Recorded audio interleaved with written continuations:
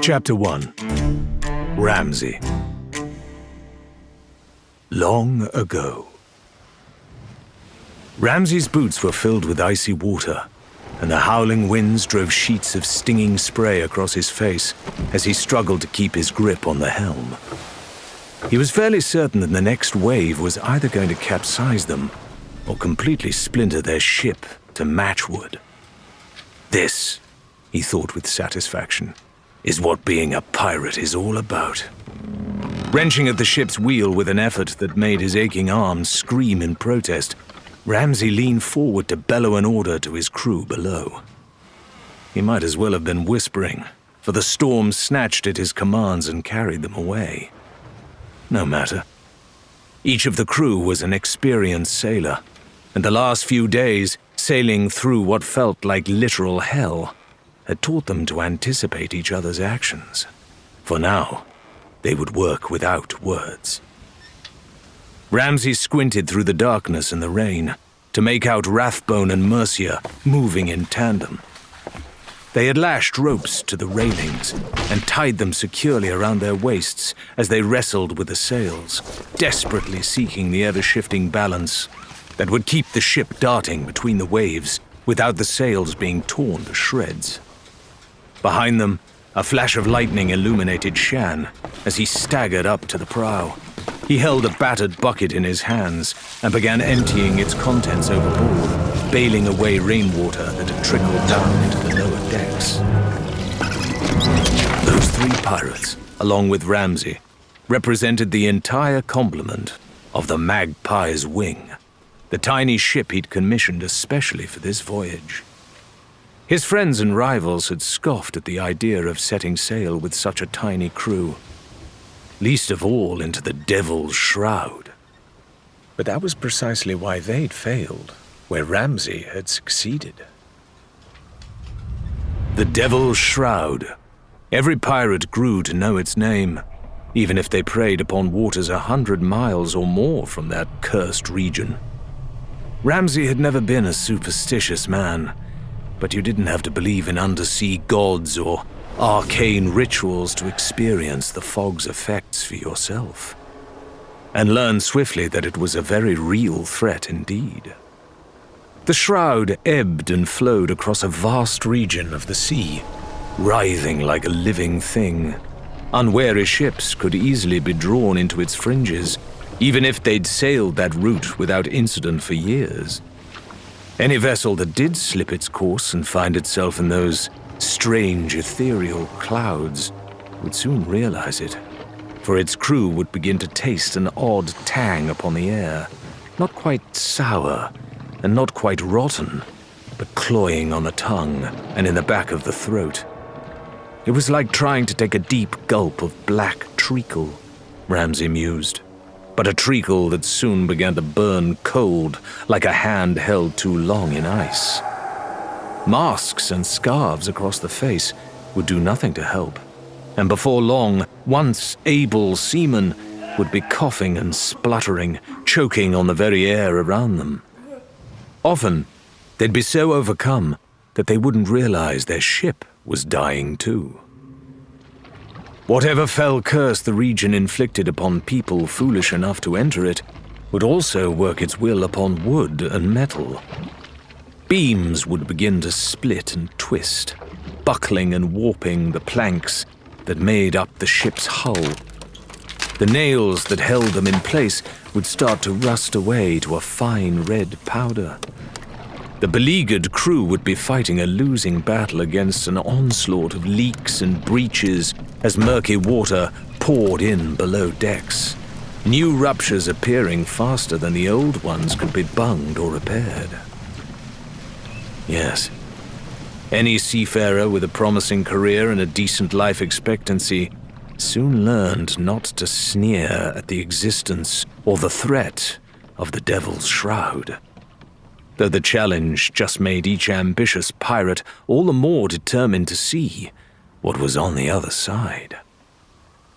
Ramsay had hardly been the first to dream of the uncharted waters encircled by those malevolent mists, imagining an oasis at the center, like the eye of a storm that would contain, well, anything. Everyone had their own notions of what might lie beyond the veil, and the topic was a favorite talking point during fireside conversation, or whenever drink had been shared liberally. Fabulous riches usually featured heavily in people's imaginations.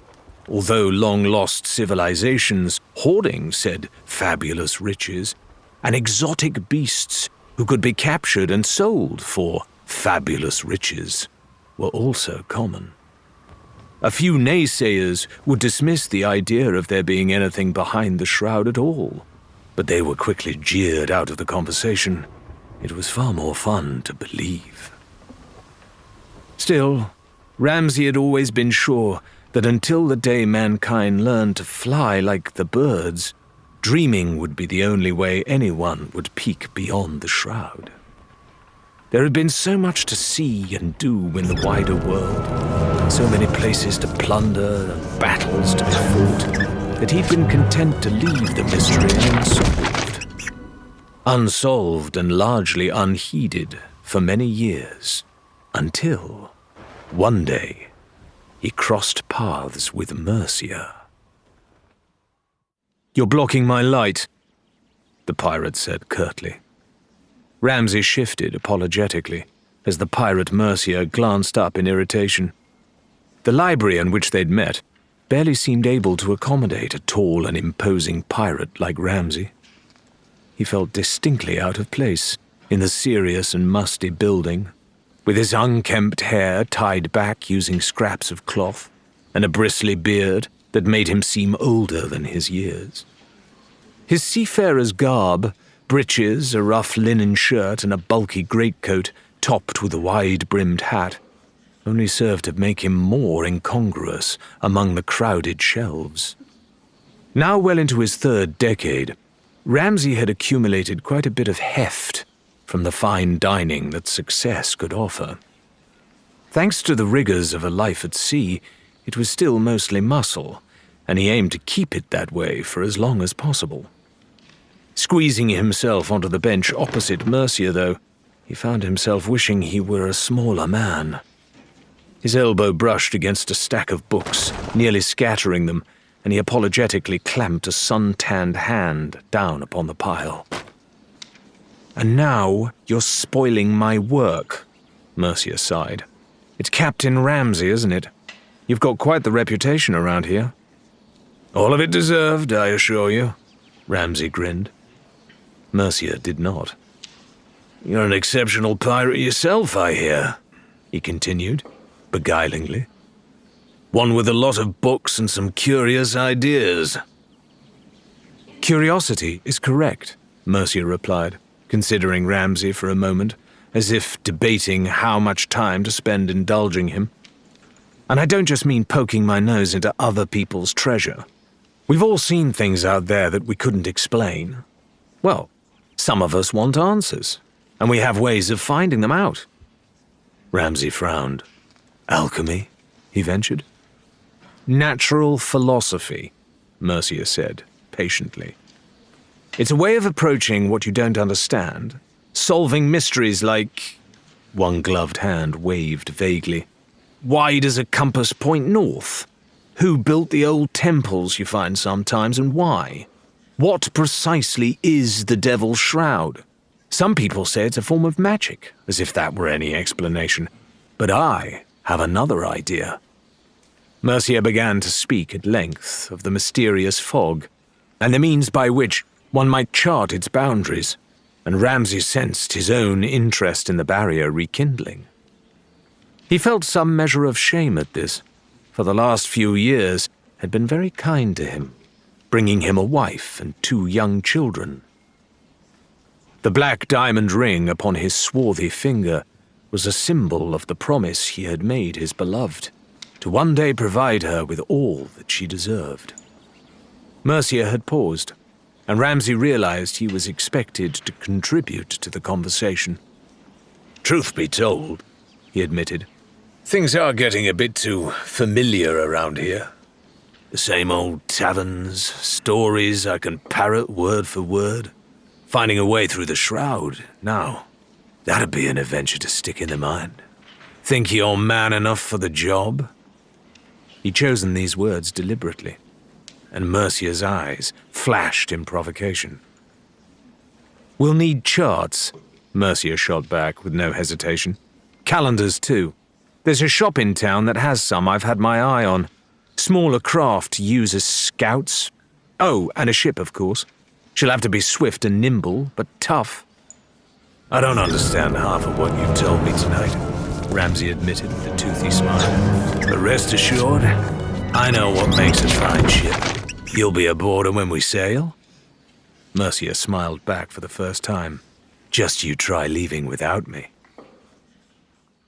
They'd had the Magpie's wing built in secret.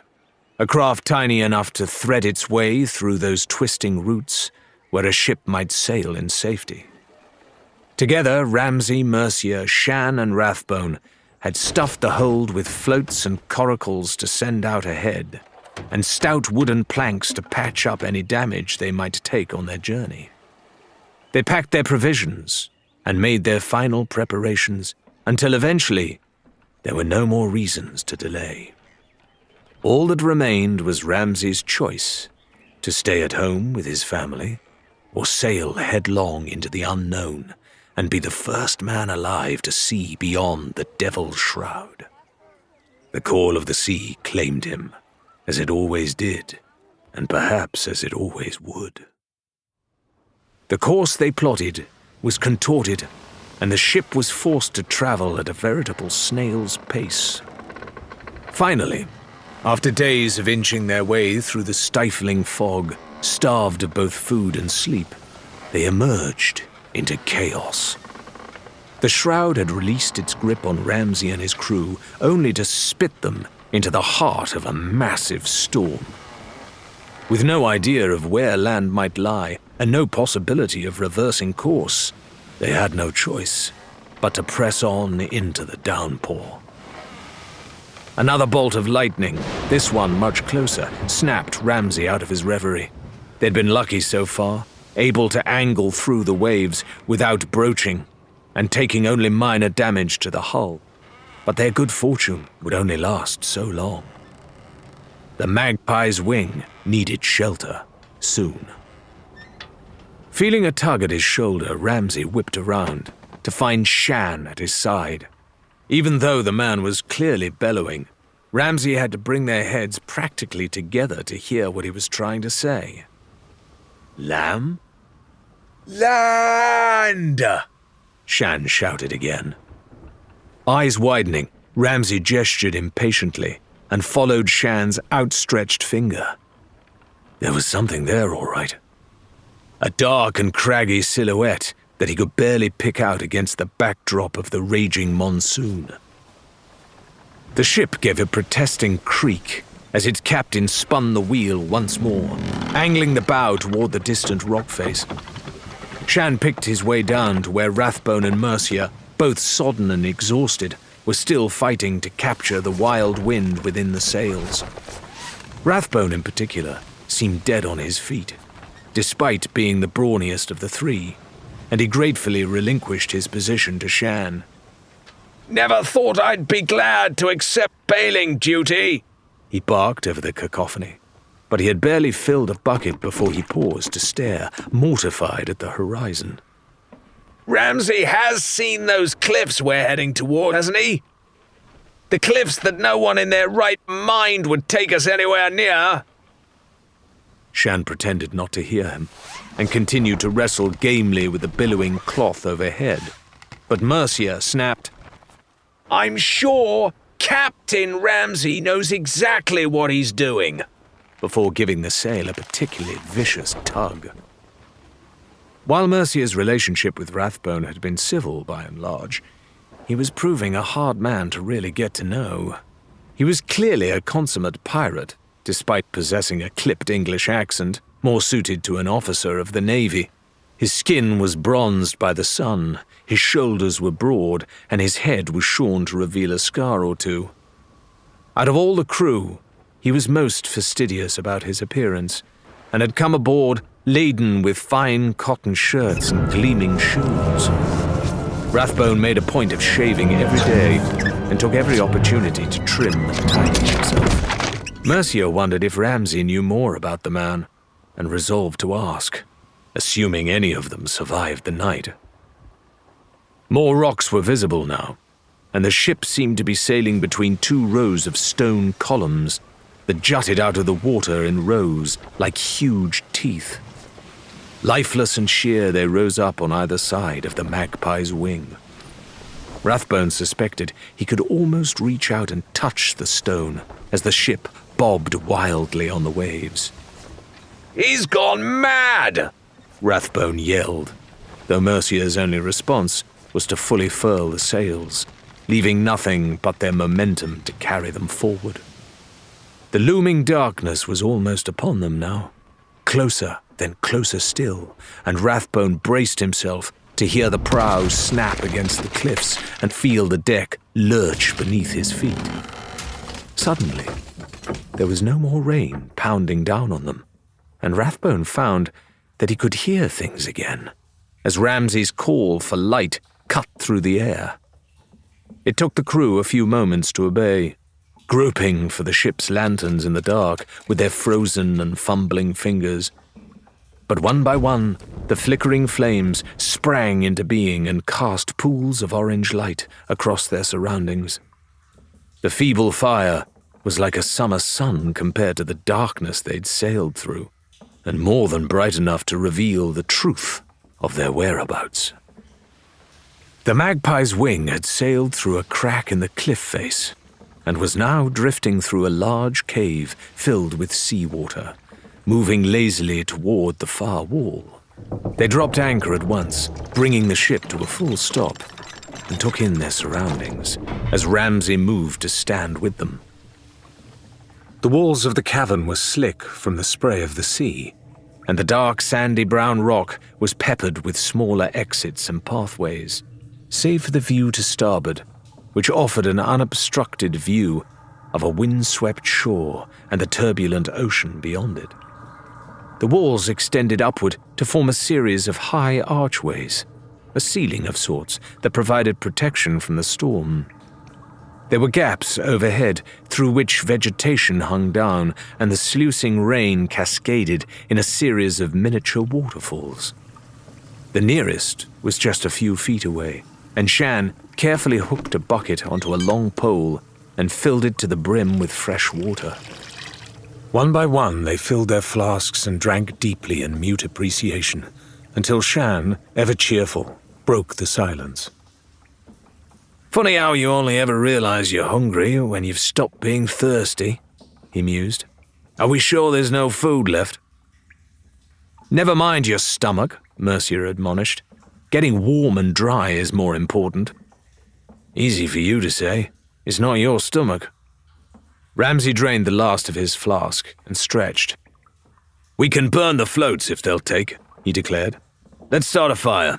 It won't do if we all get sick. Then we'll see what we have to celebrate with, eh? We're wet, but we'll dry out. We're hungry, but we'll find food. Today, we four have made it through the Devil's Shroud. If that doesn't call for a belly full of grog, then nothing ever will again." This last remark earned a cheer, albeit an exhausted one, which rang around the cavern for a moment, as all four roused themselves and went to work. The magpie's wing was eased carefully nearer to land, until she was close enough to a rocky outcropping that the gangplank could be extended. A circle of rocks was fashioned, far from the reach of the storm, although finding wood dry enough to do more than give off a thick, protesting smoke proved a challenge. Rathbone's persistent use of flint and stone eventually yielded a cautious flame and, finally, a hearty conflagration, around which they were all very pleased to warm their hands. Shan disappeared off the ship, wordlessly, though Ramsay knew the man well enough by now not to bother questioning his absence or his motives. Sure enough, his balding head poked back through a crevice in the rocks later, shining anew with fresh rainwater. "I found a pathway that leads up to the higher reaches," he said, approaching his crewmates. Against his body, he hugged both the motionless form of a scrawny rooster as well as a few plump bananas. Shan offered the bananas to Mercia, whom he knew avoided meat with a disdain most pirates reserved for an honest day's work, then set about cleaning and preparing the bird for its final resting place, a stained cooking pot that hung above their sputtering fire. Ramsay, who had busied himself filling several casks with yet more of the fresh rainwater, took the opportunity to study the man from afar and recall their first encounter. Every ship needs a quartermaster, with a brain that can juggle 1,000 calculations every hour, tallying every spilled pint of greasy grog, and each shot fired in anger, not to mention working out where the crew's next meal is coming from. Ramsay had had no clue who might fulfill such a role on his voyage into the Devil's Shroud, but Shan had come recommended by Rowena, one of Ramsay's few close friends, despite the fact that she'd always kept her feet firmly on dry land. As the owner and proprietor of one of the largest and most dependably disreputable taverns on the coast, Rowena was the de facto matriarch of the town, where she and Ramsay had grown up. They had played together as children. She'd introduced Ramsay to his wife, and he, in return, had used his earnings to help purchase the pub, back when she was its only barmaid. When he told her of his plan to reach the Devil's Shroud, Rowena had promised to reserve his bar stool for him, so long as he promised to come back in one piece. Rowena had also pointed Shan out across the crowded bar, a lithe and balding figure with a pronounced tan, a series of silver rings in one ear, and an intricate tattoo that ran down his arm. He was older than Ramsay, perhaps 50 or so, which was both unusual and impressive. Very few pirates lived long enough to think about retiring. What little hair he had left was already a snowy white. Dressed in a plain white tunic and simple knee-length breeches, carelessly barefooted, Shan might almost have been mistaken for a novice deckhand, were it not for the aura of calm that seemed to surround him. He presented a lone oasis of tranquility amid the hustle and bustle of raucous enjoyment, while his fingers worked deftly and ceaselessly on something. Intrigued, Ramsay moved closer and wordlessly took a seat opposite, keen not to disturb the man in the middle of whatever creative whimsy had overtaken him. He watched with interest as toothpicks, carved wood, and scraps of cloth napkin were gradually whittled and tied to complete a tiny model pirate ship. Once the miniature vessel was finished to Shan's satisfaction, he painstakingly tied a loop of string around the replica masts and slid the little boat through the neck of a clear glass bottle. Only then did Shan give the string the lightest tug, hoisting the sails upright, and glance up at Ramsay for the first time. "You're thinking that it's good, but nothing extraordinary," he said conversationally, as if the two men had been chatting effortlessly all evening. Ramsay merely grunted in response. Shan took a jug of water and, tilting the neck ever so slightly, filled the bottle and presented it for inspection. The little curio floated just fine, bobbing from side to side as the bottle was poked and prodded by a succession of inquisitive pirates, but it was the final bit of showmanship that convinced Ramsay. Shan placed another ship in its own bottle alongside the newly fashioned galleon, this one flying the colors of the merchant navy. Next, he pointed out the other string, dangling from his latest creation, and invited Ramsay to grasp it between two of his calloused fingers and tug. Ramsay obliged. With a series of sharp, cracking sounds, the miniature pirate ship let loose a volley from its diminutive cannons, unleashing pellets with such force that they escaped their bottle and pinged their way across the tavern's table and struck the merchant navy ship. Much to Shan's glee, Ramsay let out an audible bark of laughter upon spotting that the stricken navy vessel was already listing, taken down by the barrage of lead shot and sinking slowly toward the bottom of its own fractured container. "Welcome aboard," he said wryly, before going on to introduce himself and explain the nature of the proposed voyage. Shan didn't agree to a fateful journey into the shroud right away. Rather, he listened intently as Mercia's findings, at least the ones Ramsay was willing to share in such a crowded venue, were laid out before him. He suggested a couple of modifications to the design of the magpie's wing, too. But finally, he grasped Ramsay's own paw in a wiry hand, clinked tankards, and asked when they'd be leaving. Since then, Shan meticulously rationed the grog and what food they'd been able to squeeze into the hold. He also insisted on diving under the ship while it was moving so that he could make improvements to her rudder control, and he kept spirits up with the help of a gorgeous concertina. It was his one personal possession, other than the unremarkable clothes he'd been wearing when he boarded. Watching Shan now, as he tended to the roasting fowl, Ramsay felt a surge of gratitude toward Rowena for introducing them, and hoped that he'd have his chance to repay her. Mercia gave a luxurious stretch, tossing the skin of her banana into the water with a loud splash that startled several fish out of their hiding places. Standing, she began to tug at the buckles of the great coat she'd been wearing since the start of the voyage, removing it and spreading its soggy bulk out by the fire to dry. Her boots came next, but it was when she removed her tricorn cap and reached up for the pins that kept her long hair in place that she noticed Rathbone staring at her from across the fire. His face was a battleground, torn between the twin expressions of fury and shock. "Problem?" Mercia asked, mildly, shaking out curled tresses to settle around her shoulders. Her piercing sapphire eyes gleamed as she faced him down. Finally, the others could see her as Ramsay had come to know her, a fair young woman with pale skin now framed by waves of blonde hair, whose stern demeanor and slender figure had served her well when seeking a life at sea. "All this time, you're a—" Rathbone's normally cold voice was rising in pitch with every syllable. "Drying out," she replied firmly, peeling heavy woolen socks away. "I've no desire to end up with trenched feet or a peg leg, thanks to a pair of wet boots, and you'd be wise to do the same." "I thought women weren't allowed on pirate ships," Rathbone whined, looking to Shan and Ramsay for confirmation and support, and finding neither.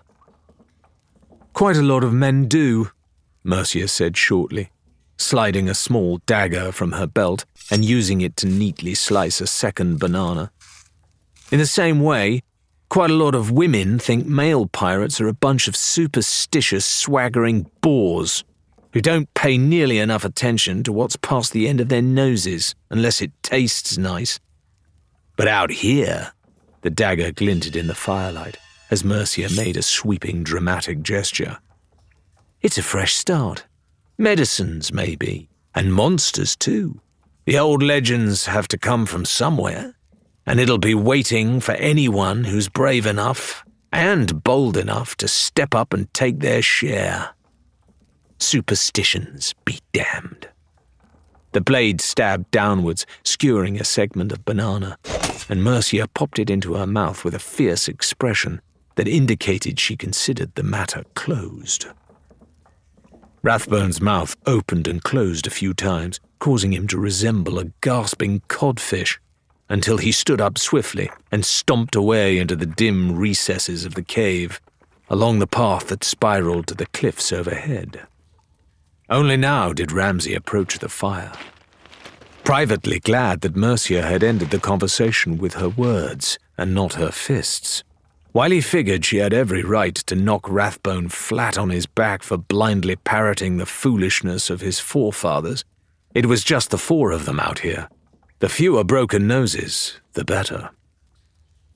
Mercia was staring at her own reflection in the shining blade, but glanced up as Ramsay lowered his bulk to sit beside her.